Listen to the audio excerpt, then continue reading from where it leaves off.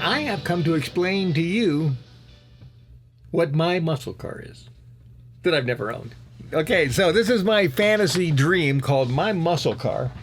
And I wrote this song, about 7, 8 years ago. So it's kind of interesting as I think about it. I can still picture this muscle car in my mind. In fact, I saw one similar to this somewhere. I took a picture of it. Had it on my desktop for a while. So yeah, I've got this car all picked out. In fact, it's a royal blue Challenger is really what I want. That's my dream car. I don't know if I ever mentioned it in here. I don't. But that is what I'm envisioning. Is a blue, maybe even with black competition stripes on it. Metal flake royal blue Challenger. Now I'd rather, and it's got to be one of the upper level ones, one of the super duper kits. There's different ones with different kits, and I've actually gone through because there's like a dozen different choices. But I picked out one. It's not the top, but it's like the third from the top or something like that. It's real close to the top model. Here we go. Let's anyway. Just picturing all this in my head right now. Gotten carried away. All right, my muscle car. Oh, that's right. It might look better if I turn towards the camera here and read. Okay, so my muscle car. I can see my next car. Drives by every day. I can see my muscle car. Costs more than I can pay. I've seen my car in red. Gray and purple, too. But I've decided that black competition stripe will be on electric blue. My muscle car. Take good care of it, because that's my muscle car, as soon as I can afford it. You saw me staring at the car, not at you. Burn some rubber. Thanks for sharing. That's what I'd do, too. Yeah, in this case, that was a girl who, still continues. There was a girl driving one of these, and she got all snarly when she saw me kind of staring at her car. Then I think she figured out I was looking at the car. Not her. Anyway, I picked out some hot rod parking lots where they spin in Subaru and dad-bought Beamer. I'm going to rip and burn my tires up because I'm a muscle car dreamer. Of this modern GTO, I've got a confession to make. I've yet to drive this American Challenger muscle. There it is. I did put it here. I'll consider this a marriage I will not forsake, because this is a passionate muscle car, planned marriage hustle. My muscle car, I tip my hat. Take good care of it, because that's my muscular Challenger Hellcat, as soon as I can afford it. I actually found another model that's not the Hellcat, but the Hellcat will do. You get the Hellcat, I think I got everything I want. There's one model that's right below that. But anyway, GRT or something. Anyway, here we go. Body renting. We got one more poem for today. Body renting from Four Noble Truths explained by Buddha Z. All right, explaining them to you right now. And there's a note under the title here. It says, nightclubs also included a 2-drink minimum, which I couldn't afford during my homeless years. Yeah, and that was part of the problem. I was actually starting to be a comedian, but I just couldn't afford the 2-drink minimums. And my partner, I was going with Oscar, so it was 4 drinks we'd have to be able to afford. And, at $10 a drink or $12 a drink and a tip,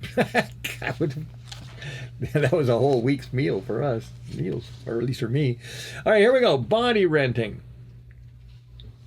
Life is great. I'm having a good time. I'm performing rock and roll flute and reciting philosophical rhyme. Yeah, just remember, at the end of each of these shows you've done, I would have normally performed a solo flute thing if you saw me at concert. I'm about to be featured, the star poet, at a no-ho event next week. While in the morning, I'm a teacher of Shaolin Kung Fu and Yang Tai Chi. I wanted to do stand-up, but my flute was not allowed. Comedy I did not give up. I can now amuse the crowd while delivering my poetry, where they allow me to be a flutist.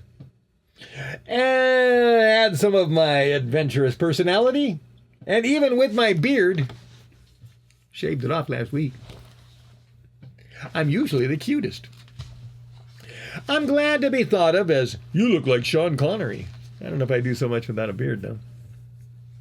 What I really want a lot of is discussions about my poetry.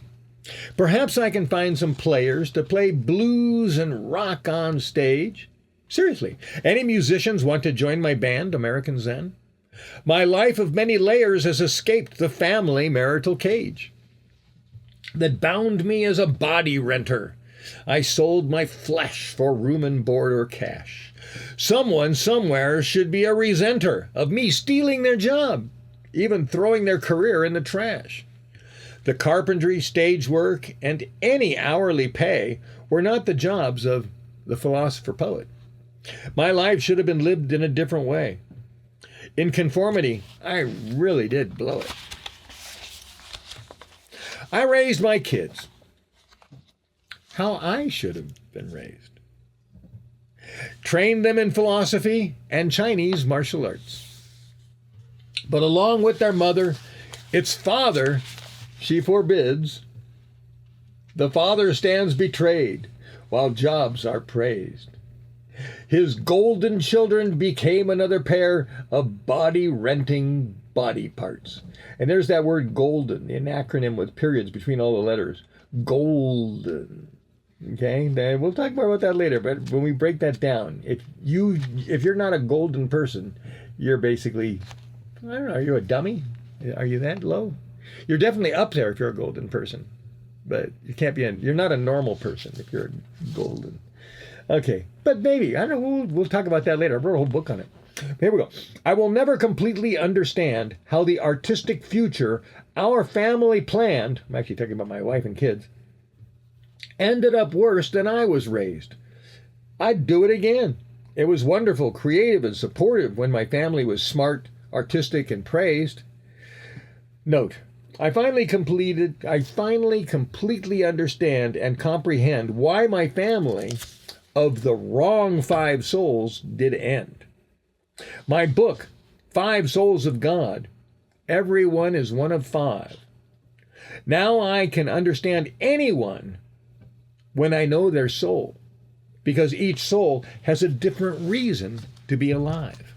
See, now I totally understand why my ex-wife and my kids aren't part of my life. They don't fit. There's no way they could fit. Okay? It's asking like a dog and cat to live together, which they can do, but it's just not normal. And I guess, unfortunately, kids taught me it's not normal to live with them or be friends. Anyway, here we go. Everything's good. I mean, I'm glad that my kids are not part of my life because they, like most people, don't have anything to add to my life, and any advice they give me is probably going to be bad advice. They have no way to help me. They just have no way to help me. So it's cool. I mean, we had a lot of good times together. Here we go. But as I now know, the seeds we each give birth and sow have no spiritual connection to us, in body, soul, or mind. I'm still researching this. Yeah, which of course was another one of those fallacies. I thought that my kids would love me and be attached to me because they were really mine. And it might even be different than if they were adopted or something. You know, it might be better, but at this point, I would actually recommend people get adopted. I would recommend you adopt kids, because that way you not only know what you're getting, but you can find somebody who might actually fit into your vision of a family better, because you know exactly, kind of who they are. When you have a baby, you really don't know who that kid is. You don't know what they're going to turn into. All right, here we go. So yes, but anyway, I was really shocked to find out that I can have a stronger connection between total strangers than I have with my children now. So okay, here we go. The loyalty expected is easily rejected because romantic love doesn't exist to seek or find.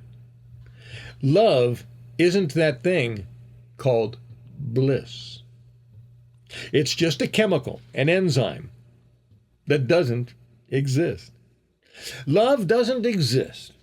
It's just a hunger to make our mind insist, yeah, it didn't work before, but try it again. Love isn't a success, and love doesn't ever bless whatever you temporarily enjoy and win. Could be something holy, more like pleasure from a sin. Your children will deceive you as quickly as any other person on animalistic earth. The donation of a sperm or egg won't do anything to influence loyalty or devotion, whether adopted, cuckolded, or legitimate birth. I looked for loyalty. I looked for it. I created devotion to some extent. The warrior virtues I taught, they abhor it. Prohibited in our final separation agreement. My kids are a success. They achieved a difficult dream. Escaping father, they are independently blessed. In isolation, they have no other goals, it would seem. As we remotely respect this beautiful harmony of family peace, there is no farther we can reject what our connection will never increase. With my little kids, I had lots of fun. But none of that I would have done if I'd known my children would resent my accomplishments done, all that I've won, leaving me alone, leaving me more alone than I've ever before known. This is our final agreement. So now I'm a man, a Freemason, born a free man. I'm doing the best I can at living my life by a brand new plan, constantly evolving.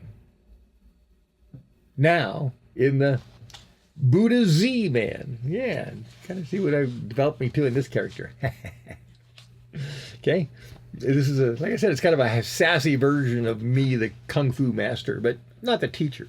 Just a martial arts master who's enjoying life. That's who Buddha Z is. All right, here we go.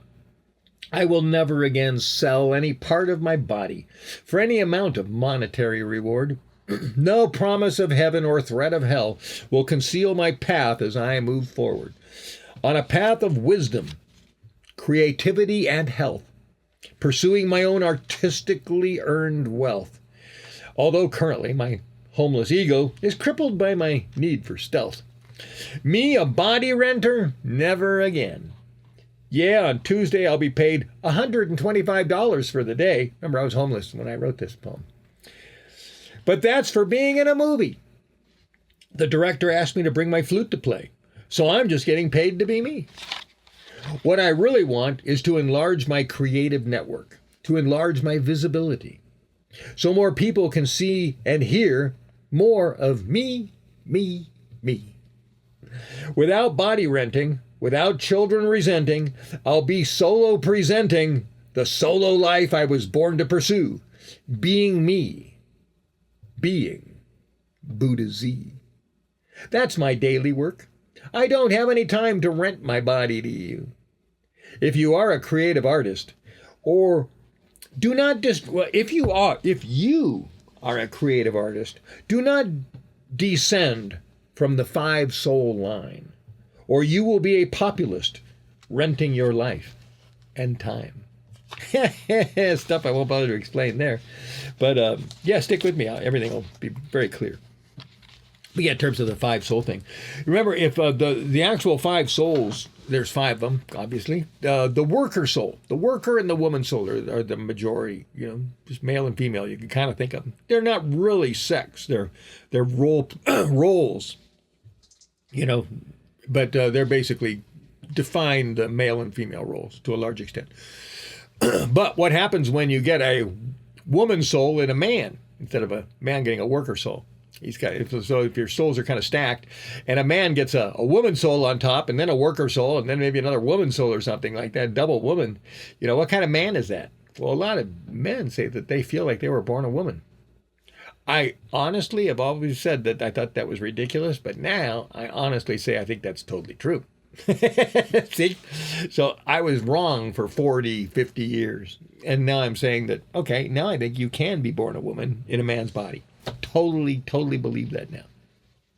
So anyway, but why am I on this? I don't know. Let's get out of here. So did I read my poems? Did I get everything read that I had to today? Let me see. I think I did. I think we had 2 poems to read, didn't we? Yeah.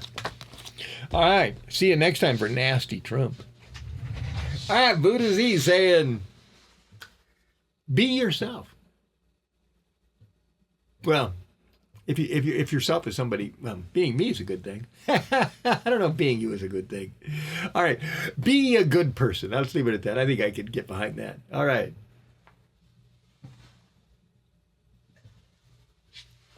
Be somebody that I would like. Let's put it that way.